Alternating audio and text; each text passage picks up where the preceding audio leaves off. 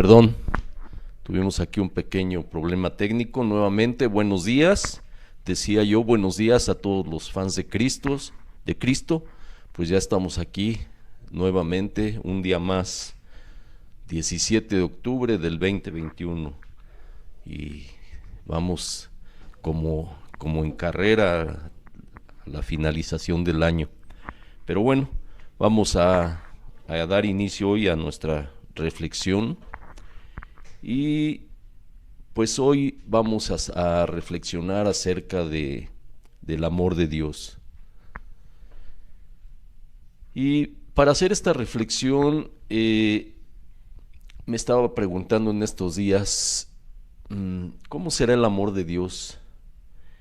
Y la Biblia nos da una excelente respuesta en el libro de Romanos y específicamente en el capítulo 8. Nos habla mucho acerca de lo que significa este amor de Dios por nosotros. Y estaba pensando que de una forma práctica, de poder más o menos vislumbrar lo que podría significar ese amor de Dios por sus hijos, y pensaba yo que podría ser más o menos como el amor que actualmente siento por mis nietos, Pablito y Elisa. Pero especialmente Elisa, cuando veo a esa niña, me derrito completamente. Pero también me cuestiono y estaba yo pensando, decía, ¿y no amé de igual manera a mis hijos? Yo creo que sí, pero pues de diferente manera. Lo externaba de diferente manera. Y pues pensaba hace 35 años más o menos, pues yo era una persona totalmente diferente a lo que soy ahora. Me acuerdo que anteriormente era yo muy enfocado al trabajo, a los logros, cumplir metas, objetivos, propósitos, todo perfectamente calculado, según yo, y sobre todo yo era muy difícil que pudiese mostrar mis sentimientos, mis verdaderos sentimientos, así de una forma abierta. Y recuerdo un claro ejemplo de esto, me recuerdo que cuando nació Jorge, él nació un jueves 10 de abril a las 8:05 de la mañana. Recuerdo perfectamente que nació a las 8:05 de la mañana. Y nació en un hospital que está por allá por Tlalpan, cerca del Estadio Azteca. Y no me lo van a creer, pero después de que él nació, todo bien, todo perfecto, excelente. Ahí nos vemos, me voy a trabajar. Y a las 9 estaba yo trabajando en Vallejo, cuando realmente pude haberme tomado el día y el fin de semana sin ningún problema. Sin embargo, ahí estaba yo ya yendo al trabajo. Pero bueno, volviendo al amor de Dios, yo creo que en el momento en que un padre ve a su hijo por primera vez, es inolvidable, definitivamente. Y el amor yo creo que el amor de un padre, bueno, habrá excepciones, ¿no? Pero el amor de un padre por sus hijos es indescriptible. Y estaba viendo que esta es la analogía precisamente que Dios usa para expresar su amor por nosotros. La Biblia dice que el amor que Dios tiene por nosotros es aún mayor que el que los padres sienten por sus hijos. Así que imagínense la grandeza de su amor, ¿no? Y saber esto y estar conscientes de esto definitivamente debe tener un gran impacto en nuestra vida. Debemos saber que somos hijos de Dios y sobre todo en base a esto que somos profundamente amados. Y esto tiene que ser la base de nuestra confianza, nuestra seguridad y nuestra esperanza. Y Romanos, como decía, capítulo 8, sobre todo en los versículos 1 al 17, nos habla claramente de por qué somos hijos de Dios y lo que esto significa en nuestra vida. Estaba leyendo un analista de la Biblia en estos días, precisamente hablando de estos versículos, y él hacía una analogía muy, muy interesante. Y él escribió lo siguiente, dice: si la carta a los romanos fuera el Himalaya del Nuevo Testamento, entonces Romanos capítulo 8 sería su monte Everest y su cumbre serían los versículos 14 al 17, donde Pablo describe cómo los que son guiados por el Espíritu de Dios somos hijos de Dios.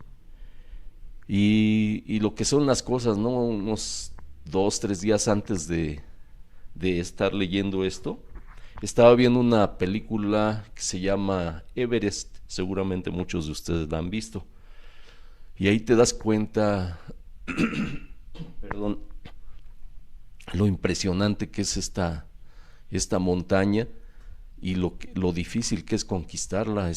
Hay que tener mucha perseverancia, hay que ser constantes, ¿no? Hay que tener actitud y aptitud para poder llegar a ese logro.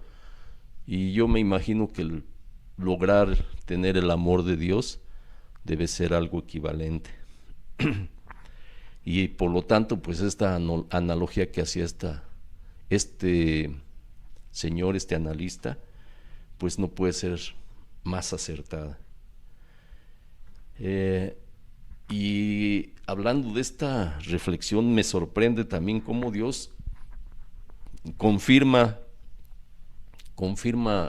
todo lo que va sucediendo en nuestra vida.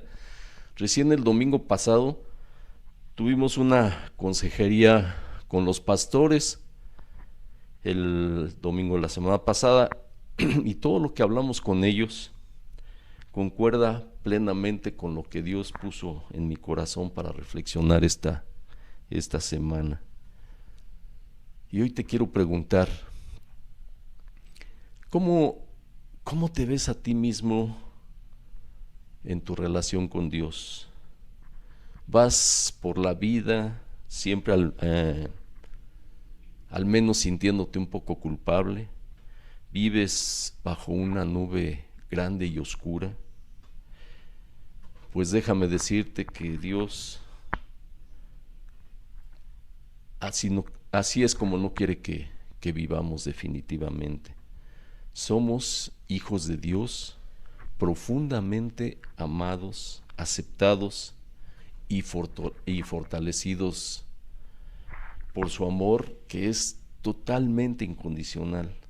Él quiere que disfrutemos la liberación de la culpabilidad y la condenación, y quiere que experimentemos una relación de intimidad con Él.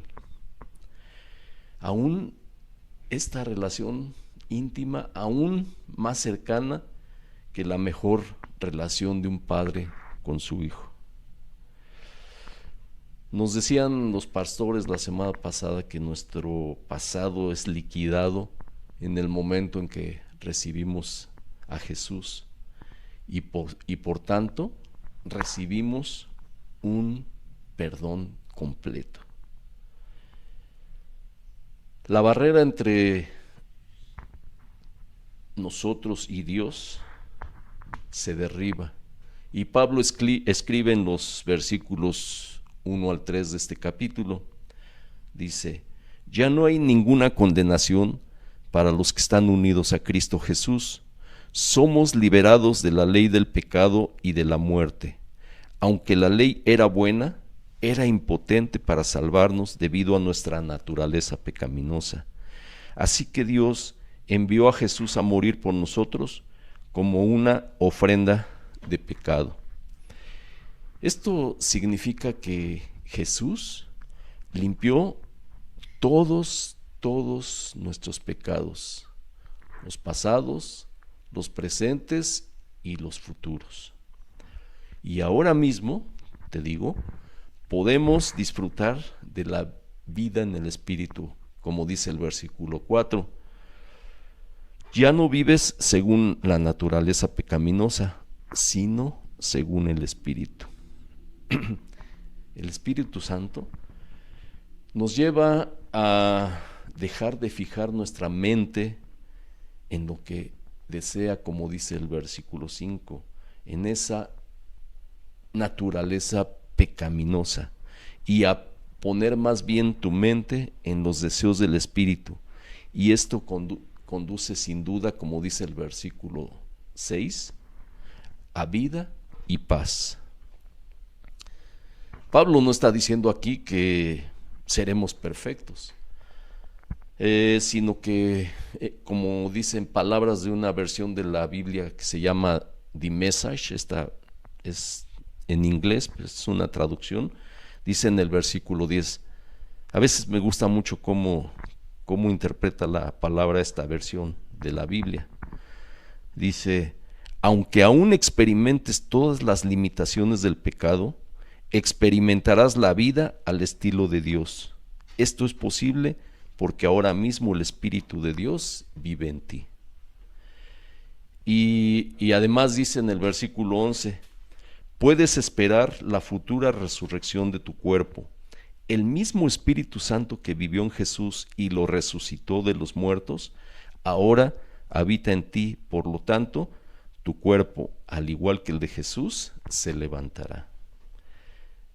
Y haciendo un breve repaso por la cumbre de esta carta a los Romanos, o sea, los versículos 14 al 16, vemos que en el versículo 14 nos dice que tendremos un estatus más alto. Y repito, el versículo 14 textualmente dice, no hay estatus más alto que ser un hijo de Dios. Y el versículo 15 nos indica que tendremos una mayor intimidad.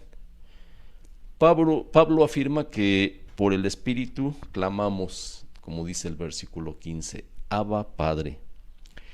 Esta palabra aramea bien pudo ser quizá la forma en que Pablo se dirigía a su Padre terrenal. Y Jesús usaba Abba para hablarle a Dios de una manera única. Esta palabra expresa tanto un profundo respeto como una profunda intimidad. Y quizá el mejor significado de esta palabra en nuestro español podría ser papi. Y puedo decirles que en lo personal, cuando mis hijas me dicen papito, me siento la persona más amada del mundo. Y quiero pensar que así siente Dios cuando le decimos Abba. Y el versículo 16 nos habla de tener una experiencia más profunda. El Espíritu nos da la experiencia más profunda que es posible de Dios. El Espíritu mismo se asegura, o ¿cómo decirlo? El Espíritu le asegura a nuestro espíritu, el Espíritu Santo le asegura a nuestro espíritu que somos hijos de Dios, del Espíritu Santo a nuestro espíritu. Y yo creo que así como yo quiero que mis hijos y mis nietos conozcan y experimenten el amor que yo siento por ellos y mi relación con ellos, yo pienso que así Dios quiere que sus hijos estén seguros de ese amor y de esa relación en intimidad. Y el versículo 16 dice, rematando esto, el Espíritu de Dios se une a nuestro espíritu y nos asegura que somos hijos de Dios. Y finalmente el versículo 17 nos ofrece mayor seguridad.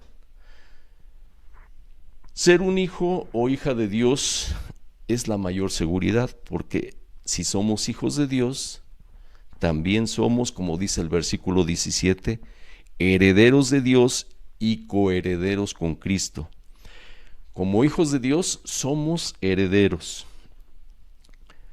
Aquí, bueno, la única diferencia es que